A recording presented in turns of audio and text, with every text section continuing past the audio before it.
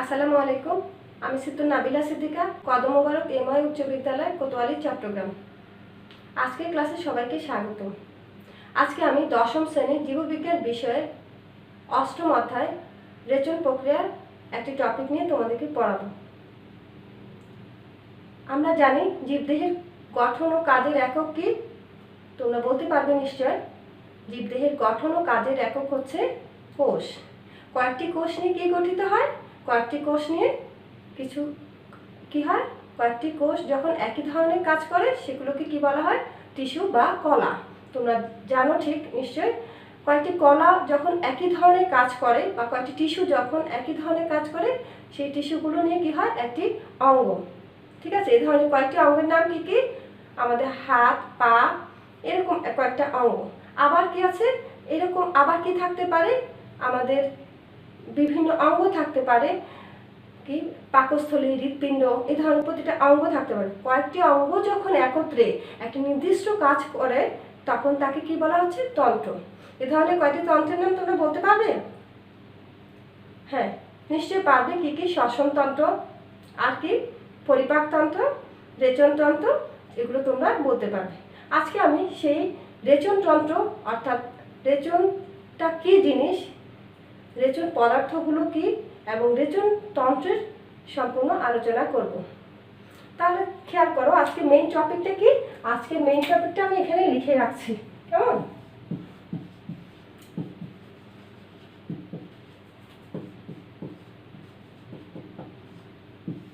আজকে আমরা কি কি পড়াবো?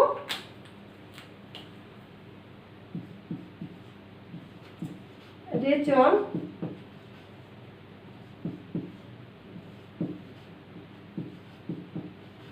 রেচন পদার্থ আর রেচন তন্ত্র। এখন রেচনটা কি জিনিস, কেমন? রেচন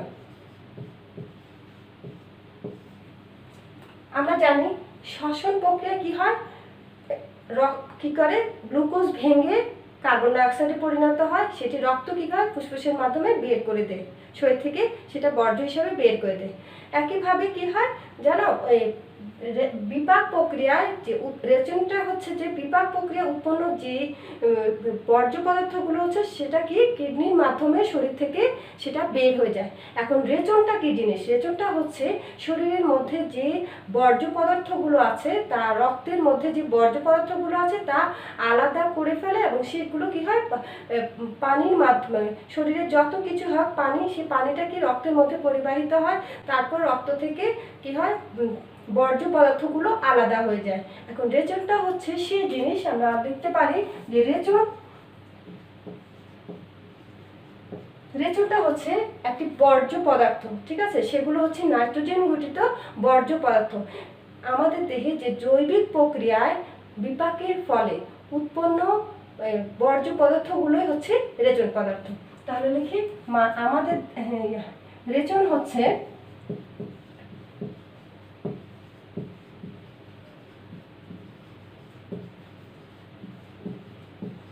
মানব দেহে বিপাক ক্রিয়ার ফলে উৎপন্ন নাইট্রোজেন গঠিত বর্জ্য পদার্থ। ঠিক আছে, তাহলে আমরা লক্ষ্য করি যে এই বর্জ্য পদার্থগুলো কিভাবে যাবে। আমাদের শরীরে যত বর্জ্য পদার্থ আছে, যত পানীয় আছে, যেমন পানীয় কি রক্তের মাধ্যমে পরিবাহিত হয়। এখন রক্ত থেকে এই পানিগুলো বৃক্কের মাধ্যমে কি হয়, বৃক্কের মধ্যে কি জমা থাকে? এই নাইট্রোজেন গঠিত বর্জ্য পদার্থগুলো জমা থাকে। এই বর্জ্য পদার্থগুলো শরীরের জন্য অনেক ক্ষতিকর হয়। এই শরীরের মধ্যে আরো কি থাকে? অতিরিক্ত যে বর্জ্য পদার্থের মধ্যে অতিরিক্ত পানি, খনিজ লবণ, তারপর খনিজ লবণ এবং জৈব যৌগগুলো কি শরীর থেকে বের করে, সেটা বের করে কিডনি। কিডনিটা কি হয়, কিডনিটা আমাদের কোথায় থাকে, কিডনিটা হচ্ছে আমাদের বক্ষ গহ্বর এবং উদর গহ্বরের ঠিক মাঝখানে কি হয় একটা ছাতার মতো থাকে, সেটাকে বলছে ডায়াফ্রাম বা মধ্যচ্ছদা।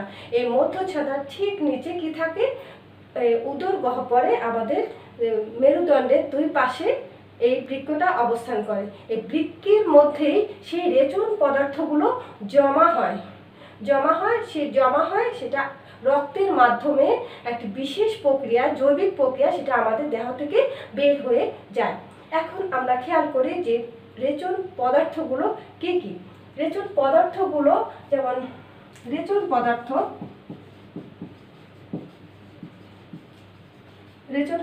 কোনগুলো না, আমরা দেখবো রেচন পদার্থ তো অনেকগুলো রয়েছে। সেটা হচ্ছে একটা নাইট্রোজেন ঘটিত রেচন পদার্থ। নাইট্রোজেন ঘটিত রেচন পদার্থ কি কি? 1 ইউরিয়া,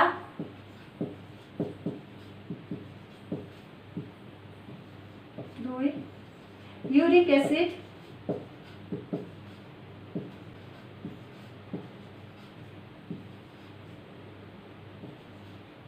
3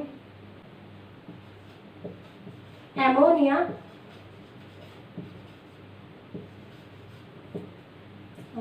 4 ক্রিয়েটিনিন। ঠিক আছে, এই 4 ধরনের নাইট্রোজেন ঘটিত বর্জ্য পদার্থগুলো কি করে, শরীরে বিপাক প্রক্রিয়ার মাধ্যমে কি হয়, শরীর থেকে বের হয়ে যায়। কিভাবে বের হয়ে যায়, সেটা কিসের মাধ্যমে, মূত্রের মাধ্যমে আমাদের শরীর থেকে বের হয়ে যায়। তো লক্ষ্য করো যে ইউরিয়াটা নাইট্রোজেন ঘটিত, ইউরিক অ্যাসিড সেটাও নাইট্রোজেন ঘটিত বর্জ্য পদার্থ, অ্যামোনিয়াও নাইট্রোজেন ঘটিত, আর ক্রিয়েটিনিন সেটিও হচ্ছে নাইট্রোজেন ঘটিত বর্জ্য পদার্থ। এই বর্জ্য পদার্থগুলো শরীরের মধ্যে পানির সাথে মিশ্রিত হয়ে একসাথে বের হয়ে যায়, শরীর থেকে বের হয়ে যায় এক বিশেষ প্রক্রিয়ার মাধ্যমে। সেই প্রক্রিয়াটা হচ্ছে কি রেচন প্রক্রিয়া। রেচন প্রক্রিয়াটি কোথায় সম্পন্ন হয়, রেচন প্রক্রিয়াটি আমাদের কোথায় সম্পন্ন হয়, রেচন তন্ত্রে সম্পন্ন হয়। তো আমরা এখন দেখি যে নাইট্রোজেন ঘটিত এই বর্জ্য পদার্থগুলো কিসে মানে এই যে মূত্রের মাধ্যমে যে বের হয়, শরীর থেকে বের হয়ে যায়, সেটি কি হয়, কখনো অম্লীয় হয়, কখনো ক্ষারীয় হয়। রেচন পদার্থ বলতে আমরা মূলত কি বুঝি, নাইট্রোজেন ঘটিত বর্জ্য পদার্থগুলোকে বুঝি। এই বর্জ্য পদার্থগুলো কোথায় উৎপন্ন হয়, বৃক্কে উৎপন্ন হয়। তাহলে বৃক্কটা কি, এটা হচ্ছে রেচন তন্ত্রের প্রধান অঙ্গ হচ্ছে বৃক্ক। এটি আমাদের কি হয়, রেচন তন্ত্রের যে বর্জ্য পদার্থগুলো বের করে ফেলে। এছাড়া কি হচ্ছে, বৃক্কের একক হচ্ছে কি নেফ্রন। তাহলে আমরা কি জানলাম যে বৃক্ক বা কি কিডনি, কেমন, কিডনিটা কি, বৃক্ক বা কিডনি হচ্ছে রেচন তন্ত্রের প্রধান অঙ্গ, আর বৃক্কের একককে কি বলা হচ্ছে, নেফ্রন। কেমন, বৃক্কের এককটা কি, নেফ্রন। আবার খেয়াল করো তোমরা, রেচন প্রক্রিয়াটা, এই পুরো প্রক্রিয়াটা সম্পন্ন হয় কোথায়, বৃক্কে, আর বৃক্কের একক কি, নেফ্রন। ঠিক আছে, এই বর্জ্য পদার্থগুলো কি হয়, তোমরা লক্ষ্য করে, এই বর্জ্য পদার্থগুলো কি হয়, শরীর থেকে বের হয়ে যায় কিসের মাধ্যমে, এই বৃক্কের মাধ্যমে শরীর থেকে বের হয়ে যায়। এখন লক্ষ্য করো যে আমরা যখন আমাদের শরীর থেকে মূত্রটা বের হয়ে যায়, তখন মূত্রের রং কখনো হলুদ হয়, কখনো সাদাটে দেখায়, এই নেফ্রন। তাহলে রেচন প্রক্রিয়ার মাধ্যমে নাইট্রোজেন ঘটিত যে বর্জ্য পদার্থগুলো আছে, সেগুলো কি হয়, আমাদের মূত্রের মাধ্যমে শরীর থেকে বের হয়ে যায়। মূত্রের মধ্যে কি থাকে, 90% কি থাকে, পানি থাকে। মূত্রে 90% পানি, আর অন্যান্যগুলো কি থাকে, যৌগ বা যৌগ পদার্থ থাকে। কেমন, মূত্রে এই মূত্রের তোমরা খেয়াল করবা, মূত্রের রংটা কিরকম হয়, হলুদ বর্ণের হয়ে থাকে। কেন হয়ে থাকে, এতে নিশ্চয়ই কোনো না কিছু আছে। আমরা জানি আমাদের শরীরে যে রক্তটা আছে, মেরুদণ্ডী প্রাণীর ক্ষেত্রে সেই রক্তটা কিরকম, রক্তের রংটা হচ্ছে লাল বর্ণের। কেন, এতে হিমোগ্লোবিন নামক এক ধরনের রঞ্জক পদার্থ থাকে, তা তোমরা নিশ্চয় জানো। তোমরা এও জানো যে তেলাপোকা, টিকটিকি, এদের মানে রক্তের বর্ণটা কি ধরনের হয়, এদের রক্তের বর্ণটা হয় সাদা। কেন, এদের রক্তের মধ্যে কোনো ধরনের রঞ্জক পদার্থ নেই। মূত্রের মধ্যে এ ধরনের মূত্রের বর্ণ হলুদ হওয়ার কারণ মূত্রের মধ্যে এক ধরনের রঞ্জক পদার্থ থাকে। সেই রঞ্জক পদার্থটি হচ্ছে ইউরোক্রোম। সেই ইউরোক্রোম মূত্রের রঞ্জক পদার্থ, মূত্রের রঞ্জক পদার্থ নাম কি? ইউরোক্রোম। ঠিক আছে, তাহলে মূত্রের যে রঞ্জক পদার্থ আছে, মূত্রের রঞ্জক পদার্থের পরিমাণ যদি বেশি হয় তাহলে কি হয়? মূত্রের বর্ণটা হলুদ হয়। আমরা যদি কম পানি খাই তাহলে আমাদের কি হয়? মূত্রের ইউরোক্রোমের পরিমাণটা বেড়ে যাবে। হ্যাঁ, তখন কি হবে? মূত্রটা হলুদ বর্ণ হয়। আমরা যদি সবাই পানিটা ঠিক মতো পরিমাণ মতো খাই তাহলে এটা একটা সাম্যাবস্থায় চলে আসবে, সেটা আর হলুদ বর্ণটা বেশি দেখা যাবে না। আমাদের শরীরে যে ইউরোক্রোম আছে, হ্যাঁ, ইউরোক্রোমটা কেন বেড়ে যায়? যদি আমরা পানি কম খাই তাহলে আমরা সবসময় পানি বেশি করে পান করবো। ঠিক আছে, এখন খেয়াল করো যে কিভাবে মূত্রের মধ্যে আমরা অম্লতা বৃদ্ধি পায় কখন? আমি যেহেতু খাবার ঠিক মতো খাই, বেশি করে খাই, তাহলে কি হবে? মূত্রের অম্লতা বৃদ্ধি পায়। আর যদি তরি তরকারি খেয়ে থাকি তাহলে কি হবে? মূত্রের ক্ষারের পরিমাণ বৃদ্ধি পায়। ঠিক আছে, তাহলে তোমরা লক্ষ্য করো যে আমরা এতক্ষণ পর্যন্ত কি পড়লাম, সেটা হচ্ছে রেচন আর রেচন পদার্থগুলো। রেচনটা কি হচ্ছে? রেচন হচ্ছে এমন একটি প্রক্রিয়া, যে প্রক্রিয়া আমাদের দেহ থেকে রক্তের মাধ্যমে বৃক্কের মধ্য দিয়ে কি হবে? বর্জ্য পদার্থগুলো রেচন প্রক্রিয়া, একটা নির্দিষ্ট প্রক্রিয়ার মাধ্যমে আমাদের, সেই প্রক্রিয়াটাকে জৈবিক প্রক্রিয়ার মাধ্যমে, কোন তন্ত্রের মাধ্যমে? রেচন তন্ত্রের মাধ্যমে আমাদের শরীর থেকে বের হয়ে যাবে। আর এই রেচন পদার্থ কি হয়? রেচন পদার্থগুলো হয় যে এতে পানি থাকে, নাইট্রোজেন ঘটিত বর্জ্য পদার্থ থাকে। আর এই বর্জ্য পদার্থগুলো কি কি? 4 ধরনের। কি? Urea, uric acid, ammonia, creatinine. কেমন? এগুলো কি জানো? এগুলো প্রত্যেকটি নাইট্রোজেন ঘটিত, প্রত্যেকটিতে নাইট্রোজেন আছে। আর আমাদের রেচন অঙ্গটা কি? বৃক্ক বা কিডনি। নেফ্রন হচ্ছে কি? এই বৃক্কের একক। কেমন? আর আমরা পড়েছি কি? এই রেচন পদার্থগুলো কি হয়? রেচন পদার্থগুলো আমাদের শরীর থেকে কি হয়? মূত্রের মাধ্যমে একটি বিশেষ প্রক্রিয়া শরীর থেকে যখন বের হয়ে যায় তখন মূত্রের বর্ণটা আমরা কি দেখতে পাই? হলুদ দেখতে পাই। কখন হলুদ দেখতে পাই? যদি আমরা ঠিক মতো পানি না খাই তাহলে ইউরোক্রোমের পরিমাণ বেড়ে যায়। ইউরোক্রোম দেখতে কি বর্ণের? হলুদ বর্ণের। তোমরা এখানে লিখে রাখো ইউরোক্রোম হলুদ বর্ণের। সেটা আমরা আসলে মোটামুটি সবাই জানি যে মূত্রের বর্ণটা হলুদ হয়। এখন আমরা কি করব? এই যে রেচন তন্ত্রটা কি সেটা আমরা আজকে আঁকবো এবং রেচন তন্ত্র সম্পর্কে পড়ব। রেচন তন্ত্রটা পুরোটা আমরা এখন আঁকবো। ঠিক আছে,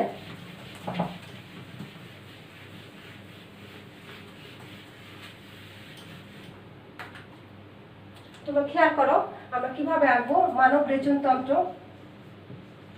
মানব রেচন তন্ত্র। কেমন? তোমরা প্রথমে দেখো দুইটি নল লক্ষ্য করো, দুইটি নল আঁকবে।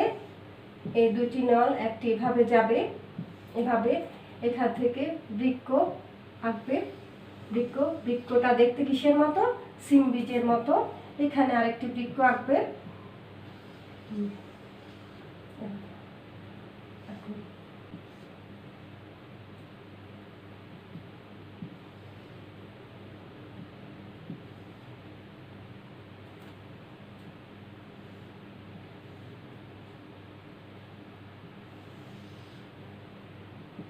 এখানে এইভাবে করে আসবে। এটা হচ্ছে ইউরেটার, দুই দিক থেকে দুইটা নল আসবে। এই নলটা এখানে কি হবে? এটা হচ্ছে মূত্রথলি। কেমন? এটা হচ্ছে মূত্রথলি, এটা হচ্ছে মূত্রাশয়, মূত্রনালী। কেমন? এই খেয়াল করো, এখানে দুইটি নালী থাকবে, এখানেও দুইটি নালী থাকবে।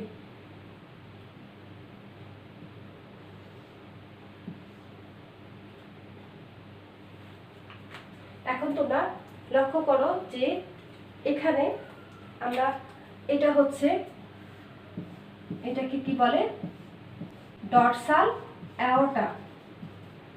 এইটা আমরা লেবেলিং করব, এটা ডরসাল অ্যাওর্টা, এটা আমরা একটু নীল বর্ণের করে এঁকেছি। আর এখানে লক্ষ্য করো এখানে আমরা কি দিয়েছি নীল বর্ণের। এখন আমি তোমাদের বলবো কেন আমরা নীল বর্ণের করছি, ঠিক আছে। আর এটা হচ্ছে লাল বর্ণের,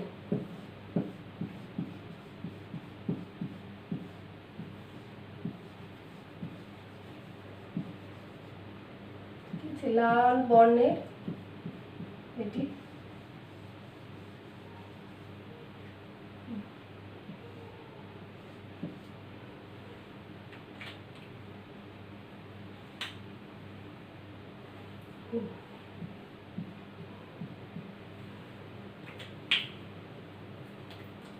লক্ষ্য করো এটাকে আমরা কি বলছি ডরসাল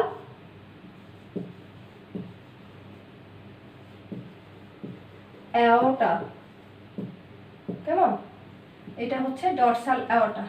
আর এটাকে বলা হচ্ছে ইনফিরিয়র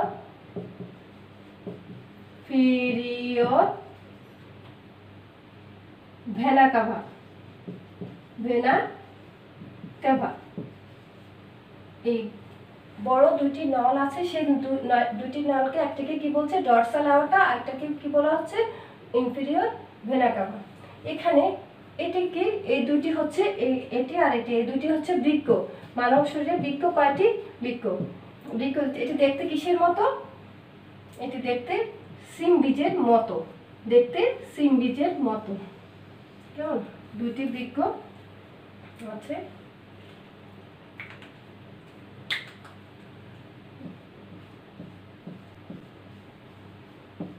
আমি একটু হালকা লাল করে দিচ্ছি বৃক্ষটাকে।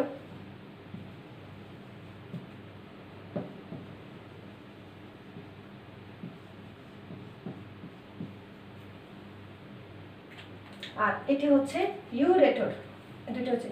আর এখানে দেখো রেনাল ধমনী, রেনাল বলা হচ্ছে রেনাল ধমনী। ধমনীটা আমরা একটু ব্লুইশ করে এঁকেছি। আর এটি হচ্ছে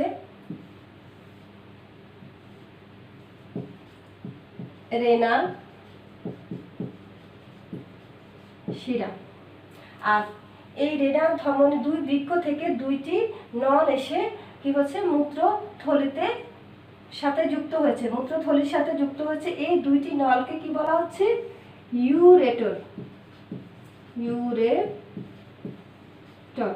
ঠিক আছে। এই দুইটি নল ইউরেটর, দুইটি বৃক্ক দুই দিক থেকে কি হয় বর্জ্য পদার্থগুলো নিয়ে কোথায় চলে আসে, এখানে মূত্রাশয়ে, এটা না মূত্রথলিতে, মূত্রথলি। এরপর মূত্রথলিতে মূত্র জমা হয়, এটা হচ্ছে মূত্র নালী দিয়ে শরীর থেকে বর্জ্য পদার্থগুলো বের হয়ে যায়। এখন তোমরা লক্ষ্য করো যে এই ডরসাল অ্যাওর্টা এবং ডরসাল ইনফিরিয়র ভেনা কাভা এই দুইটি নলের থেকে কিন্তু রেনাল ধমনী এবং রেনাল শিরা, এই লালটি দেখেছো, এই লালটি রেনাল শিরা কি হয় রক্ত পরিবহন, রক্ত থেকে বর্জ্য পদার্থগুলো কি করে রক্ত পরিবহন করে। এই রেনাল ডরসাল অ্যাওর্টা এবং ইনফিরিয়র ভেনা কাভা কি করে শরীরের মধ্যে যে দূষিত রক্ত আছে সেগুলো কি করে কিডনিতে প্রবেশ করে, সেই রক্তগুলোকে তারপর কিডনিতে এসে ছেকে সেটা কি হয় কিডনি তখন আবার কি হয় এই ডরসাল অ্যাওর্টা দিয়ে এসে এই যে কিডনিটা যে ছাঁকনের কাজ করে, কিডনিটা কি করে ছাঁকনের কাজ করে শরীর থেকে দূষিত পদার্থগুলো কি হয় কিডনিতে রয়ে যায়। আর তখন সেটা কি করে বর্জ্য পদার্থগুলো এই রেনাল ধমনী দিয়ে আসে কিন্তু রেনাল শিরা দিয়ে, কেমন এসে সেটা রেনাল ধমনী দিয়ে কি হয় ইউরেটরের মাধ্যমে কোথায় চলে যায় মূত্রথলিতে, এবং মূত্রথলি থেকে সেটা পূর্ণ হলে তখন কি হয় মূত্রনালী দিয়ে বের হয়ে যায়। তাহলে তোমরা এটা কিভাবে আঁকবে, তোমরা লেবেলিংটা সবসময় এক পাশে করবে, এভাবে আঁকবে তোমরা, খাতার মাঝারি সাইজের করে আঁকবে। তাহলে আজকে আমরা কি শিখলাম? আজকে আমরা শিখলাম কি রেচন কি। রেচন হচ্ছে যে মানব দেহে যে জৈবিক প্রক্রিয়ায় উৎপন্ন কি বর্জ্য পদার্থগুলো, বিশেষ করে নাইট্রোজেন ঘটিত বর্জ্য পদার্থগুলোকে কি বলা হচ্ছে? রেচন। রেচন রেচন রেচন পদার্থগুলো, নাইট্রোজেন ঘটিত বর্জ্য পদার্থগুলো কি কি? ইউরিয়া, ইউরিক অ্যাসিড, তারপর অ্যামোনিয়া, ক্রিয়েটিনিন। এই বর্জ্য পদার্থগুলো কিভাবে নিষ্কাশিত হয়? সেটা হচ্ছে কিডনি বা বৃক্কের মাধ্যমে। কিডনি হচ্ছে বৃক্কের এককটা কি? বৃক্কের একক হচ্ছে নেফ্রন। এই নেফ্রনটা কি করে? আমাদের শরীরের মধ্যে কি এই নেফ্রন বৃক্কের যে একক বা বৃক্কটায় কি করে? একটি প্রক্রিয়ার মাধ্যমে বিভিন্ন অঙ্গ, তোমরা লক্ষ্য করো, বিভিন্ন তন্ত্র সমন্বয়, এই অঙ্গগুলো একটা কিডনি, ডরসাল, এগুলো অঙ্গ মিলে একটা কি হয়? একটা সমন্বিত হয়ে রেচন প্রক্রিয়াটা সম্পন্ন করে।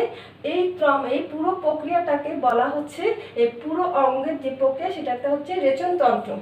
তো আজকে আমি তোমাদেরকে যা করেছি তা তোমরা আশা করি ভালোভাবে বুঝেছো। তোমরা তোমাদের খাতায় বইয়ের অষ্টম অধ্যায় থেকে একটি রেচন তন্ত্রের চিহ্নিত চিত্র আঁকবে। খুব সুন্দর করে লেবেলিংটা তোমরা পেন্সিল দিয়ে অবশ্যই আঁকবে, এবং লেবেলিংটা কি করবে? সবসময় ডান পাশে আঁকতে হয়, আঁকবে। বড় একটা পোস্টার পেপারে আঁকতে পারো অথবা নিজের খাতায় আঁকতে পারো। আশা করি তোমরা রেচন পদার্থ এবং রেচন প্রক্রিয়া, মানব রেচন তন্ত্রটা এবং এই রেচন প্রক্রিয়াটা ভালোভাবে বুঝেছো। সবাই সুস্থ থাকবে, সুন্দর থাকবে। আসসালামু আলাইকুম।